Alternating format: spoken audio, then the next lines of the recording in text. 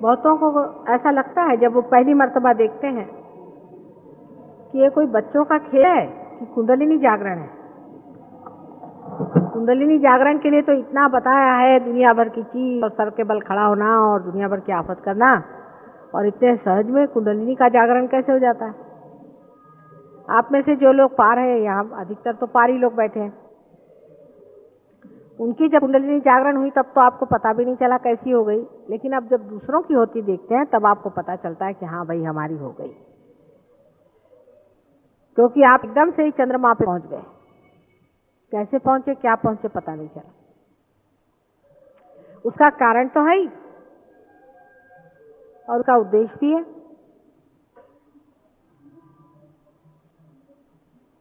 फलीभूत होने का समय जब आता है तभी फल लगते हैं, लेकिन इसका मतलब ये नहीं कि बाकी जो होता रहा वो जरूरी नहीं था, वो भी था जरूरी, और अब फल होना भी जरूरी। कोई कहते हैं कि साहब 10,000 वर्ष हो गए तब से तो कोई पार नहीं हुआ, अभी क्यों हो रहा है? भाई 10,000 वर्ष पहले आप कोई चंद्रमा पे तो गए नहीं थे, अब क्यों जा रहे हैं? और अगर जा रहे हैं तो उसमें शंका करने की क्या बात। लेकिन रामदास स्वामी ने बताया है कि दुनिया में कुछ लोग होते हैं, उनका नाम होता है पढ़त मूर्ख। पढ़त मूर्ख का मतलब होता है पढ़ पढ़ के जो महामूर्ख हो जाते हैं, जिसको कबीरदास ने कहा है कि पढ़ी पढ़ी पंडित मूर्ख भय। इस तरह की एक संस्था चलती रहती है, चाहे वो ईसा मसीह का जमाना हो, चाहे वो ज्ञानेश्वर जी का जमाना हो, चाहे वो शंकराचार्य जी का जमाना हो, जरदोस्त का जमाना हो, कभी भी ये एक अपने को विशेष अति शहाणे समझने वाले लोग अपने को एक विशेष तरह से बहुत उच्च तरह के विद्वान समझने वाले लोग हमेशा रहे और रहेंगे। वो हर समय इस तरह के अड़ंगे करते रहेंगे और जीवन के अमूल्य क्षण है उसको इसी में बिताएंगे, उनका कोई इलाज नहीं। कलयुग में भी ऐसे बहुत हैं, ये किताबें जितनी रखी हैं सब पढ़ डाली आप। अब उस आदमी का दिमाग तो खराब हो ही जाएगा, क्योंकि उसने इतनी मेहनत की, इतनी किताबें खरीदी, वो पढ़ी है, तो उसको ये समझ में नहीं आता कि इतना मैंने पढ़ा, इतनी मैंने मेहनत की, उपास किए, तपास किए, तब तो नहीं माता जी ने सिर्फ ऐसे हाथ कर दिया मैं पार हो गए। ये क्या बात? कोई ना कोई बात तो हमारे में है ही, ये तो आप समझते हैं। समझ लीजिए कि कोई अगर बड़ा रईस आदमी है तो उसके पास कोई रुपया मांगने जाए और रुपया देने की उसकी इच्छा हो तो उसको सिर्फ एक चेक मार लिखना होता है, हो जाता है काम। कोई ना कोई संपदा तो हमने जोड़ के रखी हुई है अपनी, हमारी कोई ना कोई मेहनत तो है ही इसके पीछे में बहुत जबरदस्त, जिसके लिए कि आपके लिए कुछ मेहनत करनी नहीं पड़ती, सब आपको साफ सुथरा मिल जाता है। न तो आपको पढ़ने की जरूरत है, ना आपको कोई मेहनत करने की जरूरत है, पाने की जरूरत है। लेकिन एक बात जरूर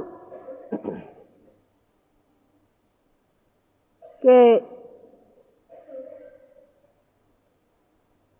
सहज योग का आधार धर्म। धर्म का मतलब जो बाह्य में हम जिसको हिंदू मुसलमान आदि कहते हैं वो नहीं, धर्म का मतलब है मनुष्य का धर्म, मानवता का धर्म। अब मानवता का धर्म भी बहुत से लोग उसका अर्थ ये लगाते हैं कि दूसरों की सेवा करना, दूसरों को पैसा देना। बहुत से लोग ऐसे होते हैं कि 4 लोगों को ठगेंगे और एक बड़ा भारी मंदिर बना देंगे और कहेंगे कि साहब हमने बहुत बड़ा दान धर्म कर दिया।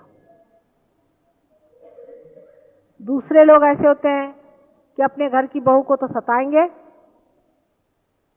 अपनी बहू को तो परेशान करेंगे और दुनिया भर में धर्म फैलाते फिरेंगे। तीसरे लोग ऐसे होते हैं कि अपना सर मुड़ाएंगे, कि अपना ऊपर से गेरुए वस्त्र पहनेंगे, चोगे पहनेंगे और सब दूर भगवान का नाम चिल्लाते फिरेंगे। 5वें तरह के ऐसे होते हैं कि वो सोचते हैं कि हम धार्मिक हैं और दूसरे सारे अधार्मिक हैं, तो उनको नीचे गिराते फिरेंगे। धर्म की व्यवस्था हमारे अंदर बनी हुई पहले ही से। मनुष्य धर्म में ही पैदा होता है और जब वो उस धर्म के विरोध में चलता है तभी उसका पतन हो जाता है और वो सहज योग के लिए इतना उपयोगी नहीं होता। इसीलिए कुछ लोग पार नहीं होते, कुछ लोग पार होते हैं। कुछ लोग रुक जाते हैं, कुछ लोग जल्दी से पार हो जाते हैं। पहले अपने धर्म ठीक बांधने चाहिए। पर सारे धर्मों का सार एक ही है, प्रेम तत्व। प्रेम तत्व अगर आपके अंदर है, अगर प्रेम तत्व से आप परिपूर्ण है, प्रेम तत्व का आपके अंदर तत्व है और उसके आपके अंदर में पूर्णतया प्रभाव है, आपके जीवन में उतरा हुआ है, तो इससे बढ़ के मनुष्य का धर्म और कोई नहीं। लेकिन प्रेम मतलब ये नहीं होता कि आप उसकी कोई जाहिरात लगाते फिरें कि हाँ बताएं कि एडवर्टाइज करें कि हम बड़े प्रेमी हैं और हमने इतने उपकार दुनिया पे किए और हम बड़े देश प्रेमी हैं और हम बड़े मातृ प्रेमी हैं। ये एक अंदर का धर्म अपना होता है। राम के जीवन में आपने देखा है कि भीली ने उनको बेर दिए। आप लोग सहयोग में जानते हैं कि हर एक खाने को आप वाइब्रेट करके खाते हैं। जब तक वो वाइब्रेट नहीं हुए आप खाते नहीं हैं। उस पर जब तक ग्रेस नहीं उतरती आप उसे लेते नहीं। लेकिन रामचंद्र जी ने भीलनी के बेर ऐसे ही खा लिया। भीलनी ने अपने दांत उसमें लगाए थे, एक एक बेर को चख के देखा था। सब झूठे बेर को रामचंद्र जी ने अपने सर आंखों पे लगा के खा लिया। इसका कारण यह है कि भीलनी प्रेम से परिपूर्ण थी। परमेश्वर के प्रति जो उसको प्रेम था, निष्कपट, निश्चल, पूर्णतया। वो जानती थी कि राम एक अवतरण है और उनसे वो नितांत प्रेम करती थी। उसे जो भी बेर मिले उसे उसने चख करके और देखा कि कहीं कोई खट्टे न हो जाए, मेरे राम को खट्टा न लग जाए, उनको कोई तकलीफ न हो जाए। और इस विचार को करके उसने वो बेर खाए और राम को दिए और राम ने वो खा ली। उस भीलनी की जो प्रेम शक्ति है, उसने कभी धर्म की व्याख्या भी नहीं जानी होगी, उसको पाप और पुण्य का कोई विचार भी नहीं होगा, उसने और दुनिया की कोई भी चीज नहीं जानी होगी। न तो वो अमीर जानती होगी, न गरीब जानती होगी, जंगलों में कंदरों में रहती होगी, उसको विशेष कपड़े का ख्याल नहीं होगा, न ही उसमें कोई निर्लज्जता होगी, न लज्जा का विशेष आविर्भाव होगा। लेकिन उसमें इतना प्रेम राम के प्रति था कि उसने एक एक बेर को बीन बीन के अपने दांत से खाया और अत्यंत भोलेपन से राम को अर्पित करके कहा कि देखिए, इसमें से हर एक बेर मैंने खाया हुआ। जब मनुष्य प्रेम में उतरता है तब वो निष्कपट होते जाता है, निष्कलंक होते जाता है। प्रेम एक बड़ी भारी साधना, वो की नहीं जाती, वो हो जाती है। प्रेम का धर्म जब तक आप में जगेगा नहीं, आपका सहयोग टिक नहीं सकता। हमारे बहुत से सहयोगी हैं, बताते हैं हम एक एक घंटा माता जी ध्यान में बैठते हैं। बैठिए, हम 4-4 घंटे फलाना करते हैं और ठिकाना होता है हमको, लेकिन आपकी भावना क्या है? जब आपको परमात्मा के प्रति प्रेम उभरता है, जब आप परमात्मा को लीन होकर के प्रेम करते हैं, तब उसके बनाए इस सारी सृष्टि को, उसके बनाए हुए हर एक प्राणी मात्र को, सबको आप पूरी हृदय से प्यार करते हैं। अगर आप उसे नहीं कर सकते तो आपकी प्रेम में क्षति है, कमी।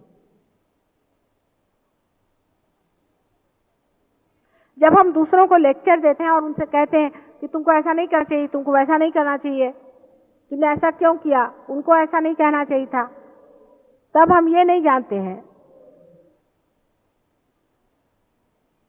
कि हमने इस आदमी से जो कहा है वो क्या प्रेम में कहा है। अगर आप अतिशय प्रेम किसी से कोई काम कहें या बात कहें, उसे बुरा नहीं लगता।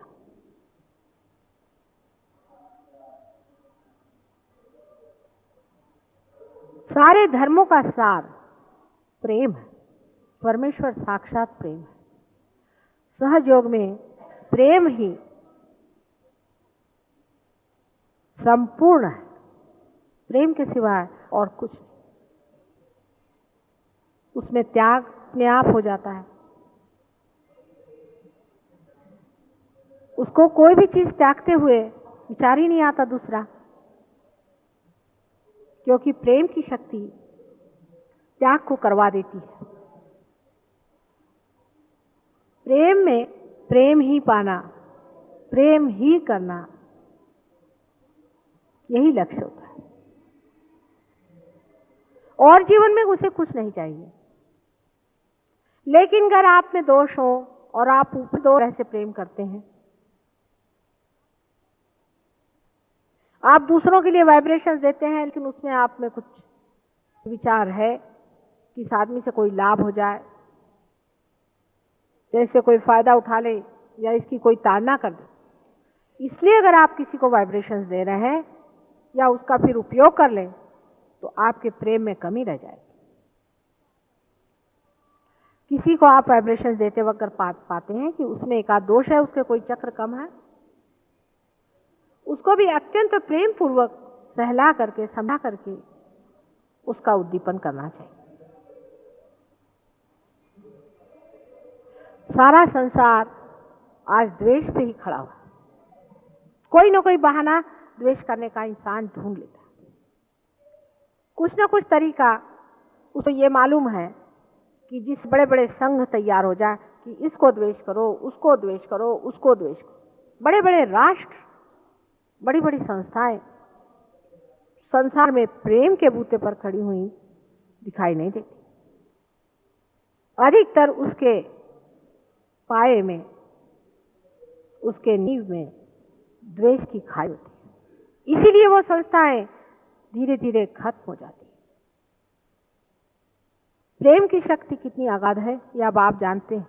आपके हाथ से जो शक्ति बह रही है, ये साक्षात प्रेम की शक्ति।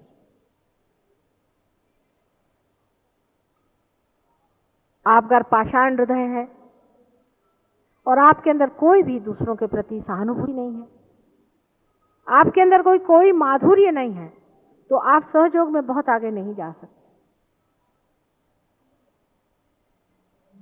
अपने बाल बच्चे, अपने घर वाले, अपने नौकर चाकर, अपने अड़ोसी पड़ोसी, इधर उधर के जितने भी मिलने वाले हैं, उन सब से आपको प्रेम करना चाहिए। फिर वो चाहे पार हो चाहे नहीं। आज नहीं कल सब पार हो सकते हैं, लेकिन आप अगर उनके साथ गिर गए तो आपका भी पतन हो गया और उनका भी उत्थान होने की कोई भी बात फिर करी नहीं जा सकती।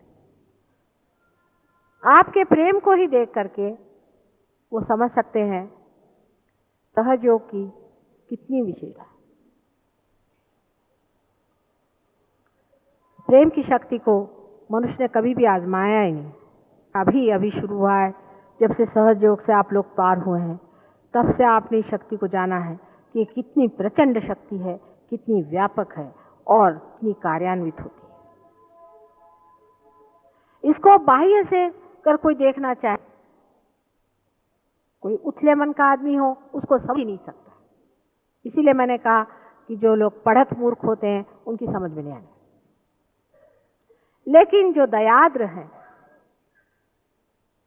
जो हृदयपूर्ण है, उनके लिए सहयोग बहुत आसान है, क्योंकि ये अत्यंत सूक्ष्म संवेदना है और वो घटित उन्हीं के लिए हो सकती है जिनके अंदर हृदय का स्थान अभी भी पूरा संसार के लिए बना हुआ है। हृदय में ही शिव जी का स्थान है और हृदय में ही परमेश्वर का प्रकाश, आत्मा स्वरूप हमारे अंदर विराजता है। जिस आदमी का हृदय कठोर होगा, जो कठोरतापूर्ण दूसरों से व्यवहार करता होगा, उसका हृदय आत्मा दर्शन से वंचित रहेगा। सबको चाहिए कि अपनी ओर दृष्टि करके देखें कि हम प्रेम धर्म में कितने उतरे हैं। उस पे आपको हर एक धर्म खरा है या नहीं पता चलेगा। जैसे एक छोटी सी बात है कि हमें मादकता नहीं करनी चाहिए, कोई मादक पदार्थ नहीं लेना चाहिए सहयोग में। आप जानते हैं कि मादक पदार्थ लेने वाले लोगों की नाभि चक्र पकड़ जाता है और वॉइड भी पकड़ जाती है, और ऐसे लोग पार नहीं हो सकते। अब देखिए, जो लोग शराब पीते हैं वो एक तो स्वयं से प्यार करते, उनको मालूम है कि शराब या कोई भी मादक पदार्थ से हमें नुकसान होने वाला है, अपने घर वालों को नुकसान होता है। जो आदमी खुद शराब पीता है उसके घर वाले भूखे थे, उसके बच्चों के सामने क्या मॉडल रहता है, उसके बच्चे देखते हैं सुबह से शाम तक मनुष्य शराब पी रहा है। उसका समाज में क्या व्यवहार होता है, वो सिवाय अपने शराब के आगे दुनिया में कोई चीज को महत्व नहीं रखता। प्रेम का स्वरूप आप हरेक धर्म में देख सकते हैं, जिसको कि हम लोग 10 धर्मों के नाम से जानते हैं। हरेक धर्म में आप अगर प्रेम का व्यवहार करें तो आप समझ जाएंगे कि प्रेम ऐसी चीज है कि जैसे सोने को रखना होता है, उसी तरह आपको अपना हरेक धर्म पर रखना पड़ेगा। आप बहुत लोग कहते हैं कि हम लोग खान पीन का बहुत विचार रखते हैं, तो वो उनका मतलब यह है कि हम 100 मरतबा हाथ धोते हैं, फिर हम इतना ही खाना खाते हैं, उतना नहीं खाते हैं, 10 मरतबा हम उपवास करते हैं और दुनिया भर की सबको तकलीफ देते हैं। आपको अगर खाने की इतनी परेशानियां हैं तो आप कभी किसी के घर में, ये सबसे बड़ी अच्छी बात, जहां जो मिल जाए सो खा लेना चाहिए, लेकिन उसमें भी एक बात को जानना चाहिए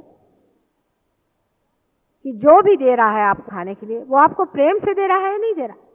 अगर वो आपको प्रेम से नहीं दे रहा है तो आपको वो खाने की जरूरत नहीं। आप उसको अस्वीकार कर सकते हैं या किसी तरह से उसे टाल सकते हैं कि नहीं हमें खाना नहीं खाना। सिर्फ एक ही चीज देखनी है कि वो आदमी आपको खाना प्रेम से दे रहा है।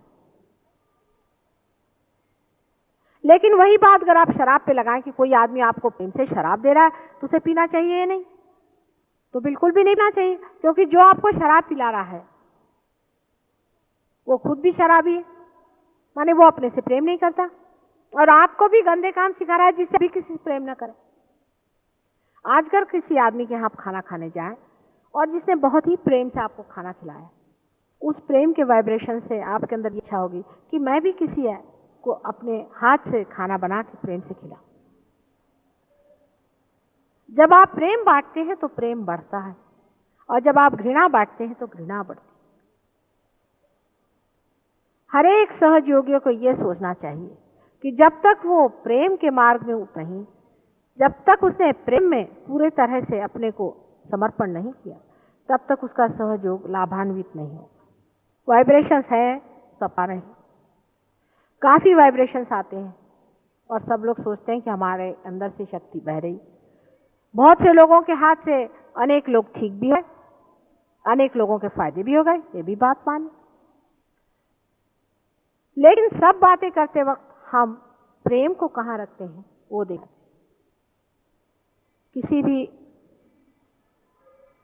बड़े अवतरणों की बात करते वक्त हमें ख्याल होना चाहिए कि हर अवतरण में प्रेम के दर्शन अत्यंत सुंदर और मधुर हैं।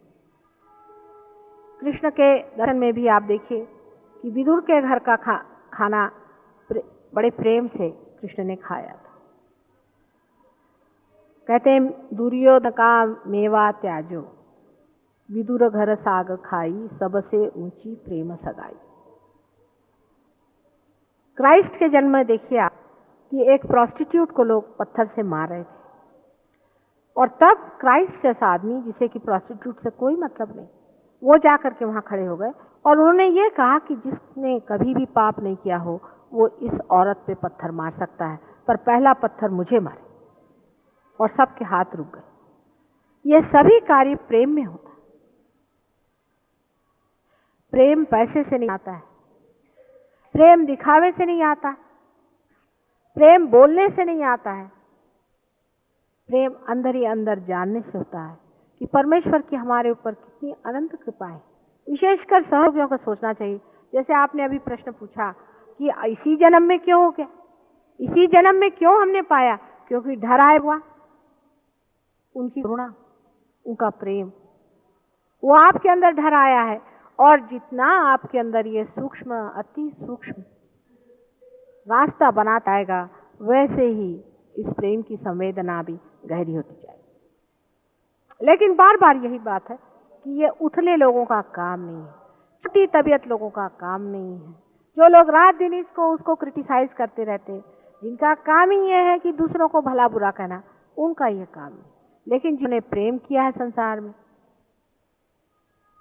जिन्होंने हर जगह इसकी पदवी पाई कि ये बड़ा प्रेम पूर्ण आदमी, आप भी अपने जीवन में देखिए कि जब भी कभी आपको याद आती है तो उसी आदमी को आप याद करते हैं जिसने नितांत प्रेम पूर्वक आपसे व्यवहार किया।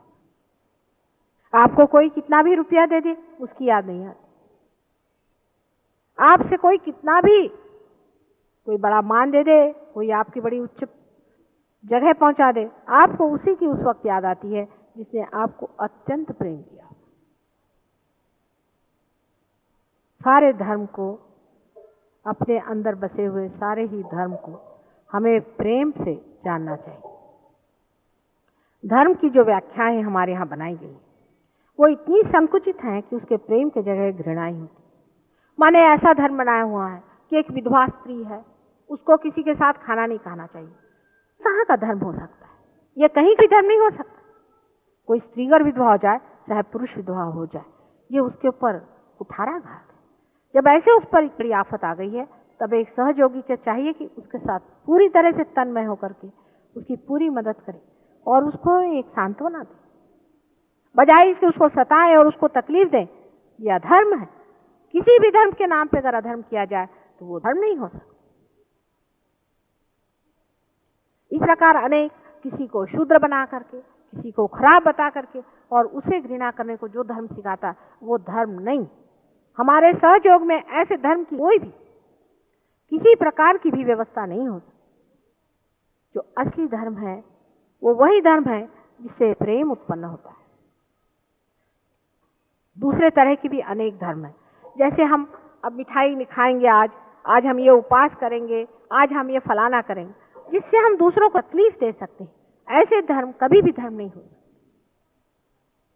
तीसरे तरह से ये कि चाहे घर में पैसा हो ना हो, हम मंदिरों में जाएंगे, हम वहां जाकर पैसा लुटाएंगे, हम जाकर के पंडितों को पैसा देंगे और इन लुटेरों को हम पैसा लुटाएंगे। ये भी कोई धर्म नहीं हो सकता। अपने घर के बाल बच्चों को, जिनको खाने को नहीं है, अपने बच्चों की तरफ जब हमारा ध्यान नहीं है, हम अपने घर वालों को जब देख नहीं सकते, तो इस तरह का व्यर्थ समय बर्बाद करने वाले को भी धर्म नहीं कहना चाहिए। मैं तो यहां तक कहूंगी कि मनन शक्ति में भी अगर मनुष्य अपना समय बर्बाद कर रहा है और अपने घर के लोगों को भूखा मारा है, तो ऐसे मनन से भी अच्छा है कि आदमी मनन न करे। धर्म का मतलब है सबके प्रति प्रेम की पूर्ण व्यवस्था रखना, प्रेम पूर्वक सब तरफ जागरूक रहना, यही धर्म है। और जब तक ये धर्म को आप पाइएगा नहीं, तब तक आप धर्मातीत नहीं हो सकते। धर्मातीत तब मनुष्य होता है जब वो प्रेम ही हो जाता, उसमें और कुछ बच ही नहीं जाता। वो जो भी करता है तो प्रेम में ही करता है। जैसे श्री कृष्ण का संहार है, जब वो किसी का संहार भी करते हैं तो वो भी प्रेम में ही होता। जब ईसा मसीह ने अपने हाथ में हंटर लेकर के लोगों को मारना शुरू कर दिया, क्योंकि वो मंदिरों में बैठ के बाजार रहे थे, वो भी प्रेम है। उसकी हर एक चीज ही प्रेम हो जाती है और तब आदमी धर्मातीत हो जाता है। उसके लिए कोई धर्म नहीं बच जाता, सिर्फ प्रेम ही प्रेम हो जाता है। वो जो भी करता है, जो भी कहता है, जो भी बोलता है, जो भी खाता है पीता है, सब धर्म करता है। और धर्म वही होता है जो कि प्रेम होता है। हमारे सहयोग में मैं अनेक बार देखती हूँ कि आप मानव हैं और मानव से अति मानव होने के बाद भी आप इस बात को समझते नहीं कि प्रेम की व्यवस्था सबसे बड़ी व्यवस्था, प्रेम के प्रति जागरूक होना चाहिए। कोई मनुष्य है वो अपनी पत्नी को अगर मारता है, कोई स्त्री है वो अगर अपने पति को सताती और अपने को बहुत बड़ा सहयोगी समझती है, तो उसको समझ लेना चाहिए कि ये महापाप है। किसी को भी सताने की व्यवस्था सहयोग में नहीं, किसी को भी मारने की व्यवस्था सहयोग में नहीं। आप किसी तरह से भी हाथ फेरे, आपके अंदर से सिर्फ प्रेम ही की शक्ति बहेगी और प्रेम की शक्ति में हमेशा दूसरों का हित ही होगा। अहित नहीं हो सकता। आप कितनी भी कोशिश करें, आप किसी का अहित नहीं कर सकते। हाँ, अगर आप सहयोग से हट जाएं या गिर जाएं, आपका पतन हो जाए, तब आप जरूर अहित कर सकते। धर्म के प्रति आज तक हरेक धर्मों में ही लोगों ने बहुत पूरी तरह से खोल कर इस बात को बताया हुआ। किसी ने ये बात को बताया ऐसे नहीं, लेकिन मनुष्य हमेशा मिथ्या की ओर दौड़ता है, इसलिए धर्म का जो भी विपरीत रूप बन जाता है उसी को हम मान लेते हैं। जैसे ईसा मसीह ने बताया है कि तुम भूत और प्रेत और इन सब चीजों से काम नहीं लेना चाहिए। मोहम्मद साहब ने बताया है कि आपको शराब आदि चीजों का सेवन नहीं करना चाहिए। राजा जनक ने बताया है कि आपको परमेश्वर में लीन, परमेश्वर के सामने हमेशा हर एक इंसान को एक ही दृष्टि से देखना चाहिए। नानक ने बताया है कि सारे संसार में हर एक मनुष्य में परमात्मा का वास है। उन्होंने भी मादक पदार्थ को एकदम मना किया, लेकिन उनके धर्म को जो मानने वाले हैं और जो अपने को बहुत बड़े धार्मिक कहलाते हैं और कहते हैं कि हम बड़े भारी नानक के बड़े भारे हम सपोर्टर्स हैं, वो लोग आज क्या करें? क्राइस्ट के जो सपोर्टर्स हैं वो लोग आज क्या करें? ईसा मसीह ने सबसे बड़ी चीज बताई थी कि मनुष्य को अबोध बच्चे जैसा होना चाहिए। खासकर सेक्स के मामले में तो ईसा मसीह ने दिखाया था कि मनुष्य को बहुत सेलिब्रेट, अत्यंत व्यवस्थित, विवाहित रूप से ही जीवन में सेक्स को इस्तेमाल करना। लेकिन उनके शिष्यों ने आज क्या हालत कर रखी, उन्होंने क्या व्यवस्था करके रखी, वो किस तरह से चल रहे हैं, उसको देखिए तो आश्चर्य है कि क्या ये ईसा मसीह के ही ईसाई है या कोई और ईसा मसीह कोई राक्षस पैदा हुआ था उसके ये लोग ईसाई बने घूम रहे। हिंदू धर्म में एक बहुत बड़ी व्याख्या, बहुत बड़ी बात कही गई है कि सबके अंदर एक ही आत्मा का वास है। और हम अनेक बार जन्म संसार में लेते हैं, अनेक बार इसको खोजते हैं, इसलिए एक ही जन्म में सब चीज को खोज डालो। जब हम अनेक बार जन्म लेते हैं तब हम कैसे कह सकते हैं कि कोई मुसलमान है, कोई हिंदू है? हम ऐसे कैसे कह सकते हैं कि कोई निम्न है, कोई उच्च? अनेक बार मैं आपको ये समझाती हूँ और आप इस बात को पूरी तरह से समझ लें कि प्रेम में जब तक आप पूरी तरह से लीन नहीं होंगे, सहयोगी संसार में बैठने वाला नहीं। जब आप प्रेम में हो जाएंगे, एक प्रेम का फूल अगर खिल जाए तो सारे संसार में उसकी खुशबू आने लगती। आप भी अपने जिंदगी में सोचें कि एक इंसान जिसको आपने पाया था कभी, उसने कितना आपको प्रेम दिया था। ऐसा एक भी आदमी कहीं हो तो आपको आश्चर्य होगा कि उसके पीछे हजारों लोग घूमते हैं और उसे प्रेम की याचना करते, उसको मांगते हैं। लेकिन वो लोग जो कि झूठ बन करके, प्रेम का दंभ भर के और लोगों को लूटते हैं, उनको खसोटते हैं, उनको झूठ बोलते हैं, ऐसे लोगों को मनुष्य बड़ी जल्द छोड़ देता है। प्रेम ऐसी चीज है जो हृदय तक पहुंचती है और उसकी खिंचाव सबसे ज्यादा होती है। और यही परमात्मा का सबसे बड़ा धर्म है। परमेश्वर का कोई सा धर्म हो या उसका अगर कोई तत्व है तो वो सिर्फ प्रेम है। आप अपने प्रेम तत्व पे थोड़ा सा मनन करें, और जो लोग नए आए हैं उनको हम रियलाइजेशन देंगे अभी, और कोशिश करेंगे कि वो लोग पार हो जाए। सब लोग अपने प्रेम तत्व की ओर देखें कि हमने कहाँ तक प्रेम किया हुआ है, हम संसार में कितने लोग से प्रेम